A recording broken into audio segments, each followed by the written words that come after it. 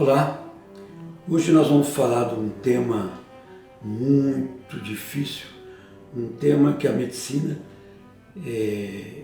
lida há tanto tempo e até hoje é incrível como a gente tem certa dificuldade de resolver esse tipo de situação. É a situação das úlceras de perna. As úlceras de perna representam o pior estágio que uma doença, uma insuficiência venosa crônica pode ter. As úlceras de perna representam a falência do cuidado com a saúde do corpo humano. E a gente sabe muito bem que uma úlcera de perna geralmente acontece em torno da parte distal do tornozelo e do pé. A úlcera de perna é caracterizada por uma perda de pele e subcutâneo, que acomete as extremidades dos membros inferiores e cuja causa está geralmente relacionada ao sistema vascular. 73% das feridas que ocorrem na perna, das úlceras, elas são devido a um problema de veias. E o resto pode ser devido a problemas de artéria, problema de nervos, problemas de diabetes, de fraturas e outras causas. Então, é gritante como a maior incidência, o maior problema é porque não se drena o sangue que a gente tem na perna. Porque toda a pele deve ser alimentada pela irrigação arterial e pela drenagem venosa. Então, o que predomina mais, o que acontece mais, que é mais problemático, é o problema de veias. Isso que é mais frequente. Geralmente, como eu falei, é na região do maléolo, ou seja, no tornozelo, tem a borda irregular, pode ter odor desagradável. Se ela estiver cheirando mal, é porque tem infecção secundária. E geralmente não dói muito não, porque se dói muito, o problema é devido à área arterial. Então, como que a gente deve cuidar dessas feridas? Importante a gente cuidar, é fazer um curativo. Curativo é uma limpeza. Quanto mais mau cheiro, quanto mais sujeira tiver nessa ferida, mais curativo a gente deve fazer, mais a gente deve lavar. E o curativo ideal não é muito complicado, é um banho naquela área, deve ter, lavar com chuveirinho, de maneira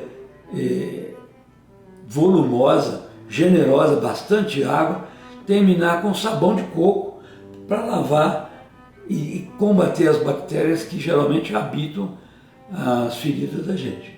Depois a gente seca com lenço de papel e põe pomadas. Entre essas pomadas, a mais comum é a nebacetim e a neomicina. Depois a gente deve cobrir ou com papel celofane ou com gaze. O papel celofane é o curativo mais barato que nós temos e que permite colocar uma meia elástica depois do curativo.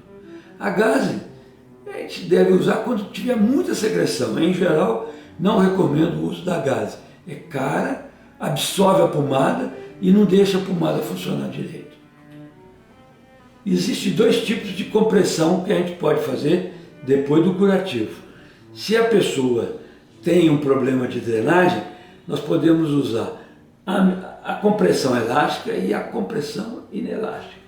Compressão elástica com as meias de compressão medicinais, bandas de longa extensão e bandagem de multicamada. Se a pessoa tem síndrome pós-flebite, ou seja, tem o defeito nas válvulas profundas, nós podemos usar a bota de una e as faixas inelásticas. A compressão, vocês estão vendo como o tipo de meia elástica que a gente pode usar para fazer a compressão.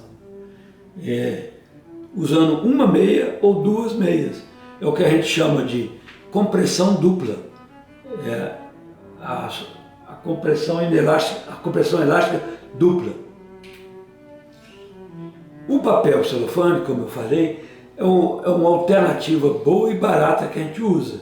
Presta atenção nesse slide aqui sobre as vantagens do papel celofane.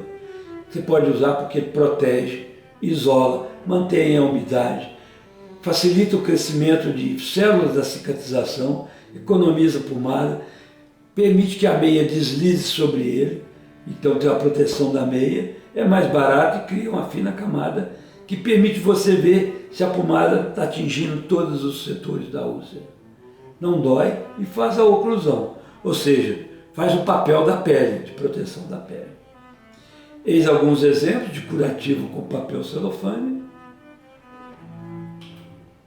E aqui, essa úlcera, por exemplo, foi tratada, foi feita a espuma lá na veia grossa, na coxa, e aqui no dorso do pé foi feito o curativo com nebacetim, mais o papel celofane. Em 30 dias, olha o resultado que nós obtivemos.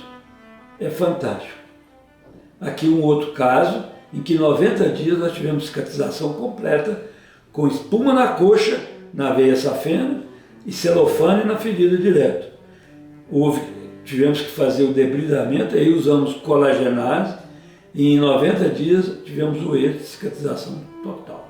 Essa aqui em outra, em 60 dias, espuma na coxa, na safena, e papel celofane na úlcera. Olha que beleza. O outro caso, espuma mais celofane.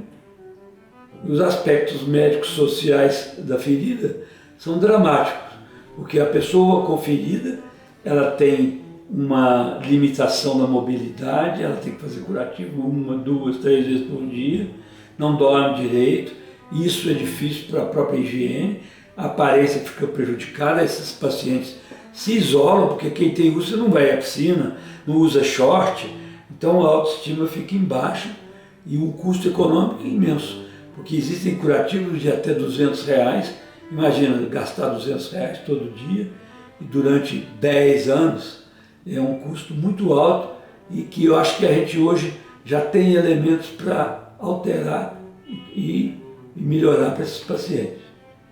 Tomar cuidado também porque existem mitos, ou seja, mentiras criadas em torno da úlcera, que, por exemplo, tem que usar soro, água destilada, são muitas coisas que criam uma grade mitológica que não é verdade, né? São ideias falsas e imaginárias que dificultam o tratamento. É muito mais simples do que as pessoas criam. Nós devemos... É claro que existem úlceras que são complicadas, que é aqueles 30% que fogem das varizes, mas 70% são veias que a gente resolve. Isso aí é como um canteiro de couve que não tem drenagem total. Um canteiro de couve você irriga todo dia, mas se ele não tem a drenagem, aquela terra vai indo e fica apodrecida. Não é bom para a saúde da couve. Nós temos que drenar. A perna também é a mesma coisa. Nós temos que usar todos os recursos que a gente tem para drenar a úlcera e assim conseguir a cicatrização daquela pele perdida. Muito obrigado pela atenção.